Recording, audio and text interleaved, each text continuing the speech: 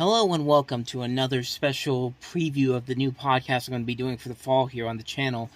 And we've already talked about a couple things in the last couple of videos I've done, but this week we're talking about a topic that's going to be playing into effect by the time most of you will probably be listening to this on Monday morning, because by that point the WGA will have already gone on strike, and we're going to be talking about the strike that's coming up, the strike that supposedly is going to happen, assuming a deal hasn't been made within the next couple of hours after I've recorded this. But I don't know. That seems doubtful at this point. But before we talk about what's going to be happening with this particular strike, I wanted to talk about what happened the last time the writers went on strike, because this happened almost over 15 years ago, and I'd like to think that most of you out there know something about that the last time this has happened, but I know some of you out there may be a little bit too young to realize that actually happened. But let's break down what happened back in November 2007 so we can get a good idea of what's coming up by this time tomorrow on May 1st, Monday, May 1st,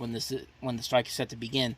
So let's go back all the way to November of 2007. The Writers Guild of America, the WGA, they went on strike, citing increased funding for the writers in comparisons to the profits of the larger studios. It was targeted at the Alliance of Motion Picture and Television Producers, which had been a trade association representing the interests of 397 different American film and TV producers.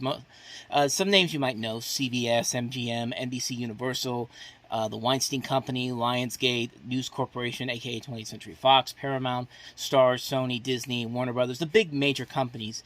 So what the WGA was basically negotiating was a new basic contract for all of its employees called the Minimum Basic Agreement, which basically they ran into an impasse in the negotiation process and called for a strike on November 2nd, and they began striking on November 5th.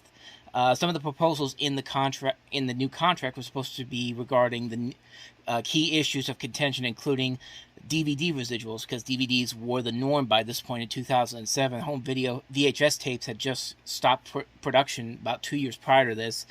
They were also talking about union jurisdiction over animation and reality program writers. Yeah, I know, reality program writers, even though these reality shows are supposed to be unscripted, but apparently there's writers in there, but that's not the point. And compensation for new media content written for or distributed through emerging digital technologies such as the internet.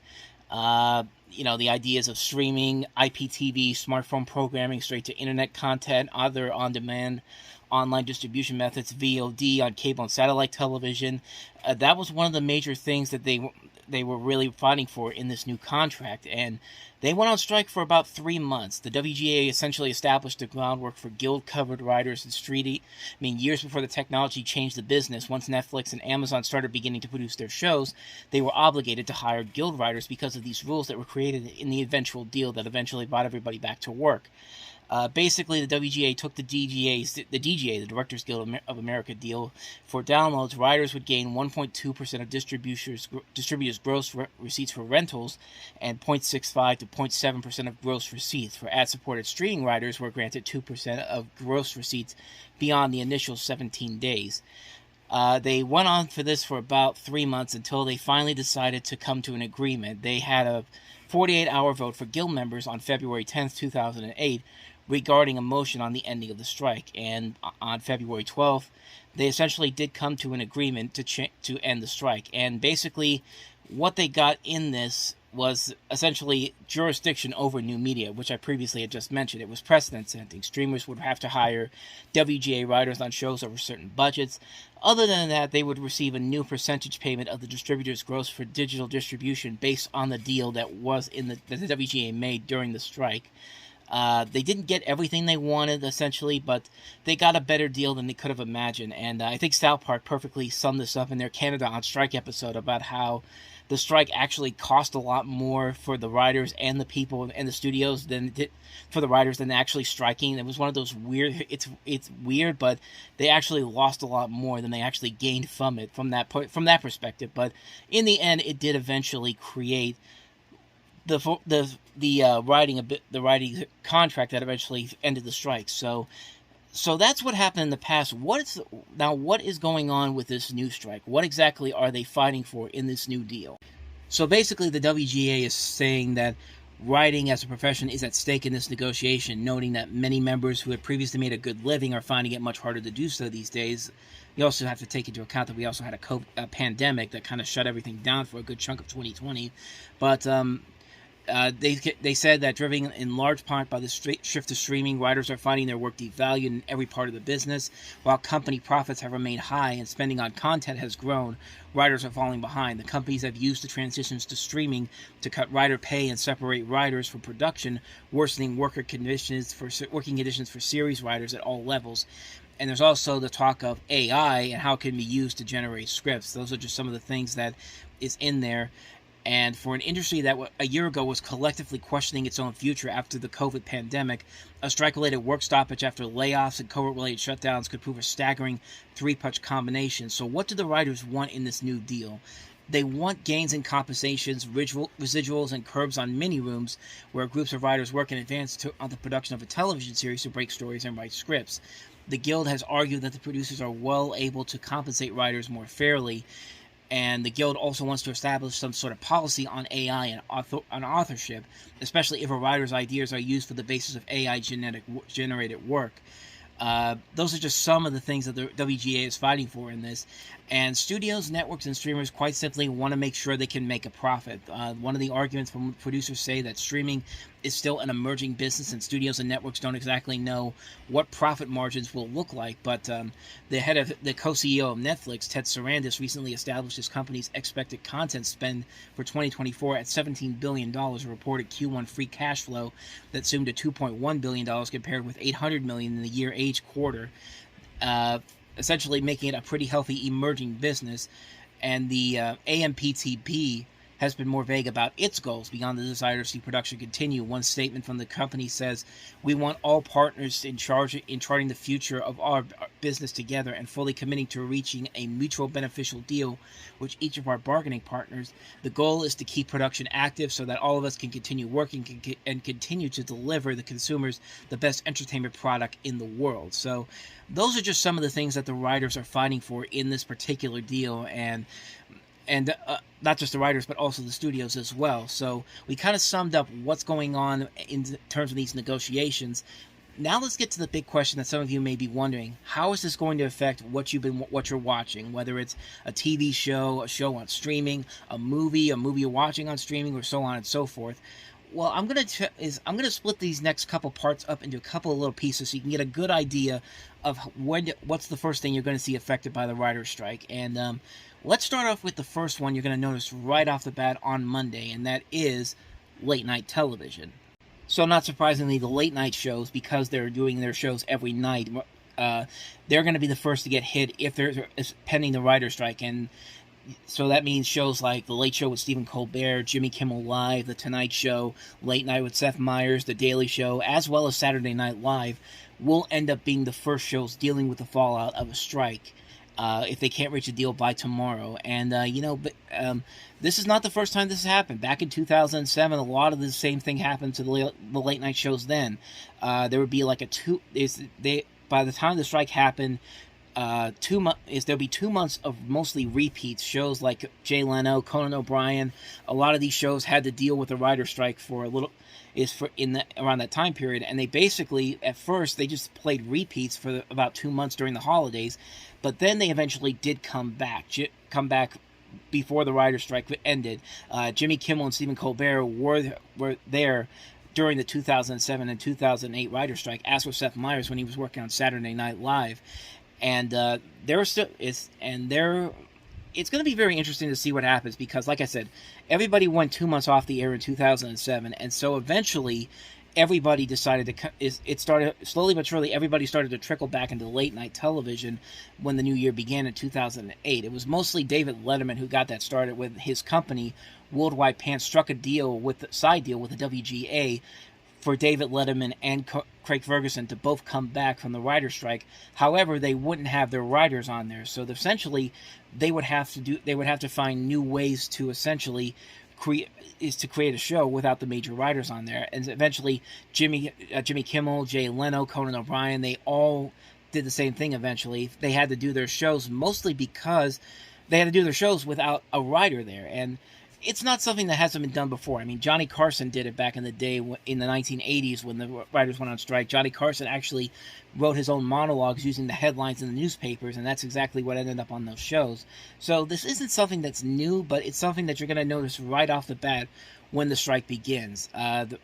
And I will say, when they did that, some of those guys actually managed to do stuff that actually was pretty funny. Even though they didn't have their usual comic bits, they still found ways to actually create some good humor out of those elements that is out of those shows without a crop of characters or their usual writers there. Like Conan O'Brien found a number of ways to make laughs out of this.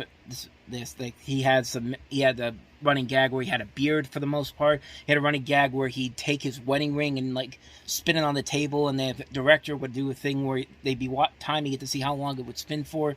And they even got a part where Stephen Colbert, Jon Stewart, and Conan O'Brien had this feud on who created Mike Huckabee, and it eventually ended up with Conan O'Brien fighting both Stephen and John on the late night show. Even Jimmy Kimmel had his own thing where he actually went viral for the first time during this time because his then girlfriend at the time, Sarah Silverman, created the song "I'm Effing Matt Damon," which went on to become a big viral hit. And that was one of the things that kind of lured people over to Jimmy Kimmel Live. So there are some positives to the fact that to the strike that happened during that particular time period. Nowadays, in particular, one of the big things that is what essentially you're going to notice when the strike happens on Monday, assuming a deal doesn't get made, is that most of the shows will go into reruns for a certain number of time, and I'm pretty sure at some point they will try to come back at some point. Maybe kind of like the same thing without the writers there, so you basically have to have the people there write their own stuff. Even though I heard Seth Meyers, I think he said that he won't be back because he is part of the WGA, so I don't know. It definitely can go either way. It'll be curious to see how it happens this time around, but definitely Saturday Night Live season would have ended a couple weeks ago. So this week they were supposed to be Pete Davidson hosting on May 6th, as well as the season finale, which we don't know if that's going to happen now. So there's no real certainty on whether or not Saturday Night Live will be back, but it's more than likely that it won't be back this season. It'll be back whenever in the fall, or whenever the writers get back, which will probably be before the fall season, which leads us into the next list of shows that will be affected by it, and that's basically scripted television in general. So a lot of scripted television was essentially affected by the writer's strike. So they basically, some shows, especially unscripted or reality shows, actually benefited from the writing strike because they provided more material to put on television. Like The Amazing Race and Big Brother got additional seasons because of the writer's strike. The Price is Right actually aired more episodes in primetime because of the writer's strike. Some shows in particular were already not affected by it because they were some of them were unscripted, not using union writers, or they had completed the production before the strike began. You see that with a lot of cable shows, and most of the soap operas had their scripts pretty much completed all the way through February 2008. So a lot of these shows were not there were shows that were not affected by the writer's strike back then, and I would assume that's going to happen again here. A lot of the scripts that had already been written and ready to go will be ready to go. But then there are soap operas and shows that had to switch to essentially non-union writers. All My Children did it, As the World Turns, General Hospital, One Life to Live, The Young and the Restless. Even Power Rangers also had to use non-union writers. And then there were shows that, like I said, that premiered off-season with their scripts pretty much already put into place. But then you had the primetime shows, and you had a lot of shows that ran out of episodes but caught up to the ordered amount after the strike, and some shows basically were interrupted but made arrangements to return to screens early. Like there were some shows like the Colbert Report went on without writers, the Daily Show went on without writers. I made a mistake before it. David Letterman and Craig Ferguson, when they re-signed that deal, that allowed them to come back with their original writers back on board. I did not know that at first. I thought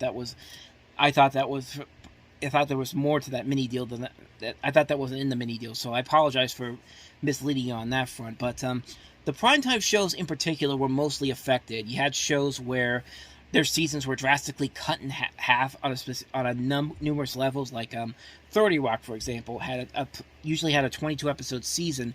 They only made 10 episodes before the strike, and then after the strike was over, made 5 more. So essentially they made 15 episodes. And then you had shows like The Big Bang Theory, which premiered that season. They had 22 episodes planned, only made 8 before before the strike happened, and then 9 after that. Let me see here. Probably one of the biggest ones was The Office. The Office usually had a number of episodes every season, 25 episodes in particular, but they were eventually cut down to 14 episodes because they did 8 before the strike happened and then another 6 when everybody went back to work. So a number of shows back then were affected heavily by the writer's strike. A lot of those episodes were eventually burned off into the next season, and and some shows even got postponed back then. 24 was supposed to be back the next season in time for 2008, but only 8 episodes were made, and Fox essentially decided to push the show back to January of 2009. The first season of Chuck got cut short, so did Dirty Sexy Money. Entourage's start was delayed until the summer. Hannah Montana was delayed. Prison Break was also delayed. There was a spinoff that was supposed to be involved, but that never happened. Law & Order Criminal Intent got delayed. Rescue Me got delayed. There were shows that even got canceled because of the strike. There were a number of shows that got canceled. They were under the threat of cancellation anyway, so they kind of used the strike as kind of an excuse for that. Shows like Men in Trees, Big Shots, Bionic Women, Girlfriends, The Return of Jezebel James, Welcome to the Captain, The 4400. But then there were some shows that weren't as affected by the writer's strike, including animated shows like The Simpsons, King of the Hill. Those shows weren't affected. However, the one that was affected was the shows of Seth MacFarlane, mostly Family Guy. Seth MacFarlane, of course, is a member of the WGA, and the last episode he produced under his watch was the 100th episode, the Lois Coast Stewie episode, and no new episodes were ready after that. And Fox essentially completed 3 episodes without Seth MacFarlane's final approval on it, and they eventually aired as planned on those days. So there are 3 episodes of Family Guy where Seth MacFarlane had no approval on the final cut of those episodes. And I'm pretty sure, I don't know if that happened with American Dad or not, but seeing as how American Dad is now on TBS right now, I don't know what the situation is on that front there. I don't know if it's the same situation, but maybe it isn't. Maybe it is, but again, don't quote me on that. But that's basically some of the stuff that was affecting the television shows, scripted shows in 2007 and 2008. Now that we're heading into summertime right now, I don't think you're going to see much in the way of primetime scripted shows getting affected by this. You may see a bigger assortment of unscripted and reality shows, more game shows. Maybe that when the fall schedules come out in a couple of weeks, you'll see a lot more of that.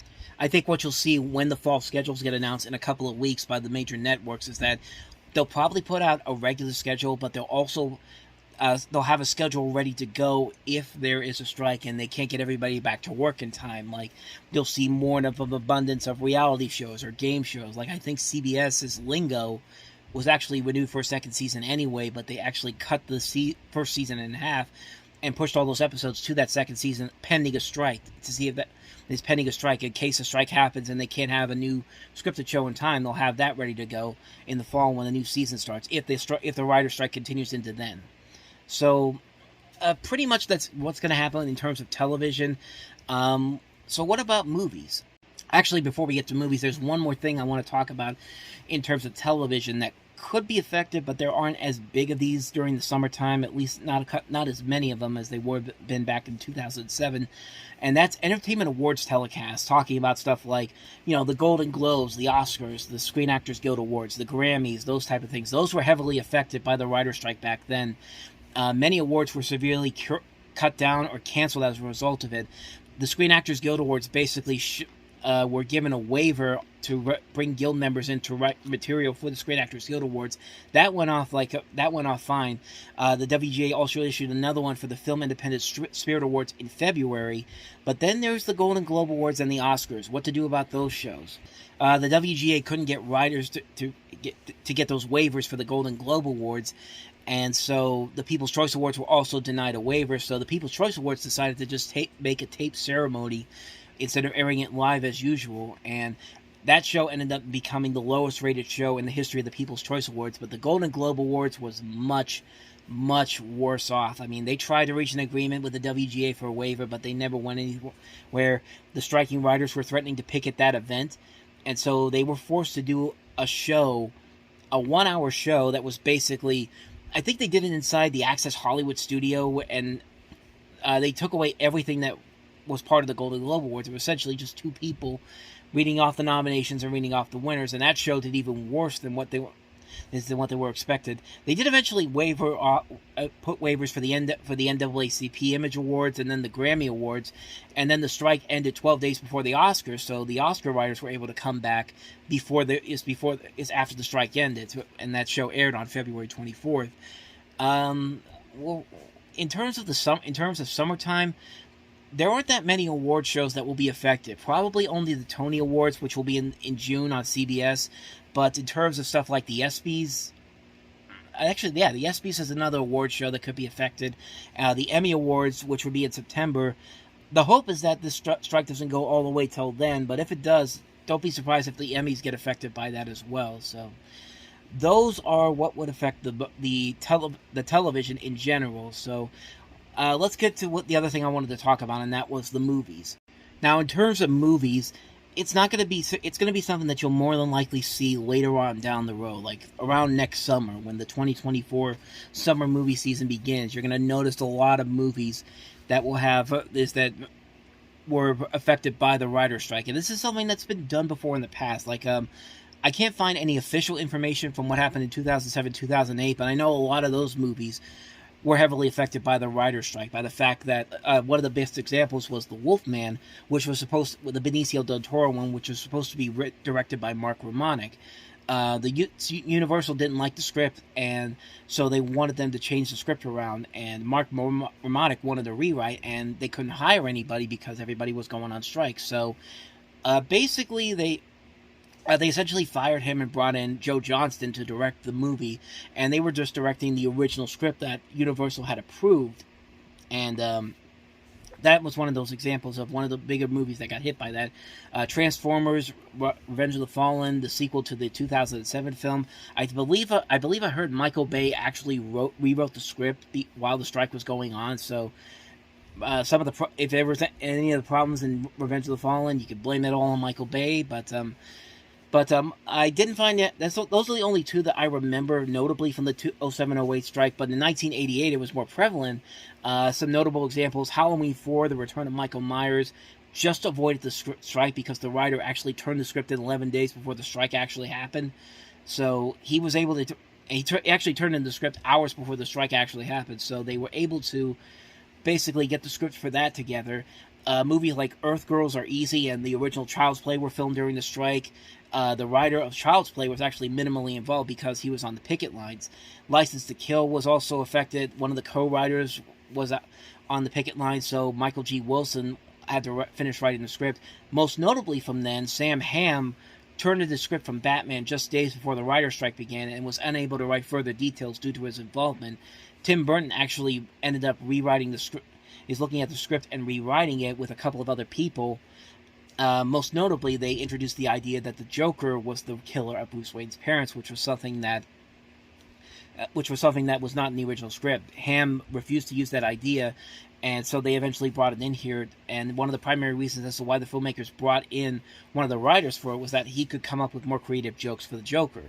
And there was a lot of other elements in that storyline that was caused by the newer writers that came in. So that's an example of what happens when a film gets affected during the writer's strike. And you're going to see a lot of these movies coming up in 2024 and late 2023 that will be affected by that. And you might be able to notice it right away. I don't think with any of the other movies I've talked about, you noticed it completely right away. But like in 2007, I did some more research. Some movies that were also affected by the writer's strike.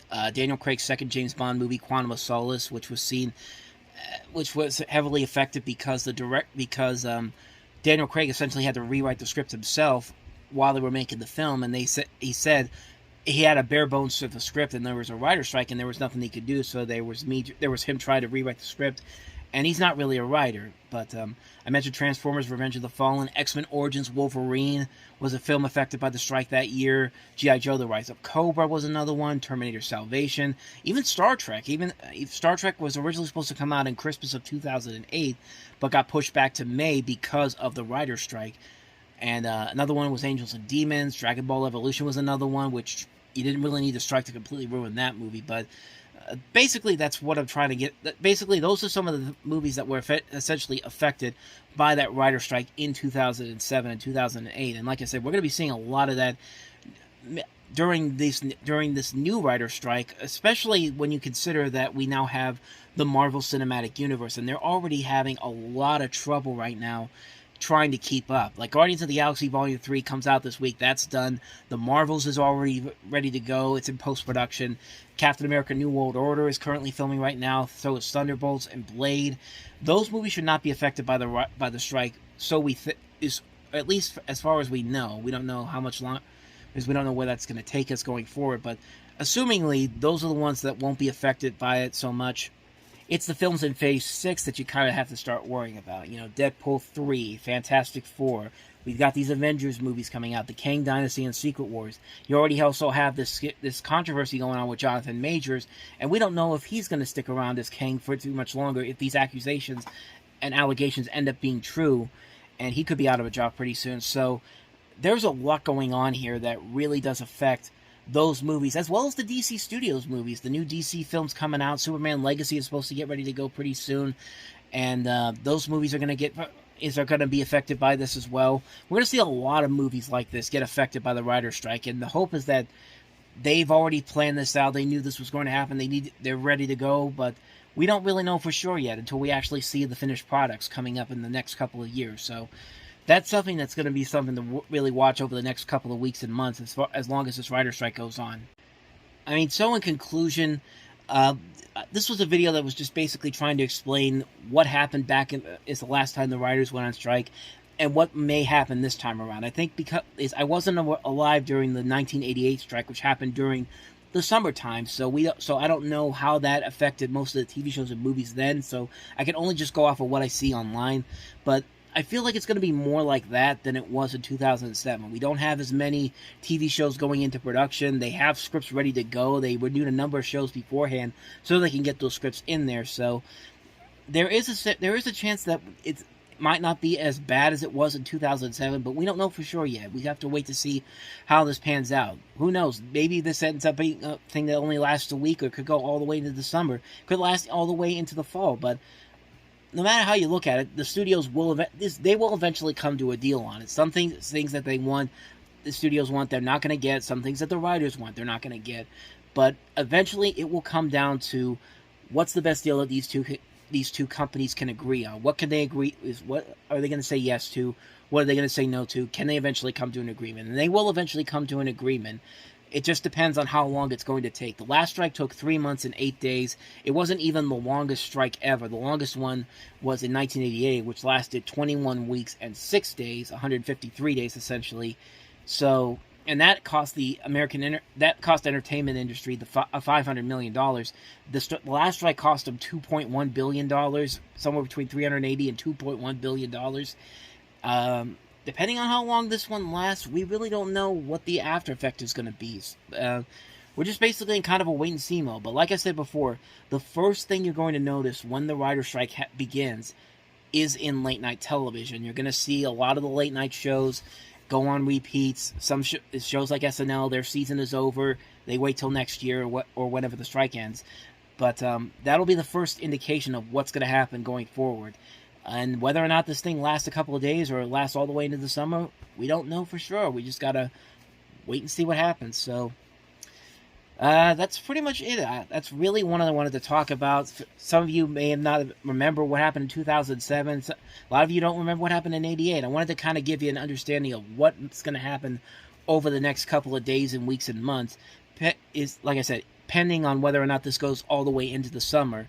But again, we just got to wait to see what happens. So, thank you guys for watching this. I'm going to be doing another one of these pretty soon. I haven't really decided what the topic of the next one's going to be yet. But you're going to see a lot more of these, like I said, during the course of the summer as I get ready to do this weekly show in the fall. So let me know down below your thoughts on the writer's strike in general and what you feel is how you feel about this situation. What do you think is going to happen? And as always, hit the like and subscribe button. And thank you very much for checking this out. So until the next time I see you, thanks for watching. And I'll see you guys next time. Until then, take care.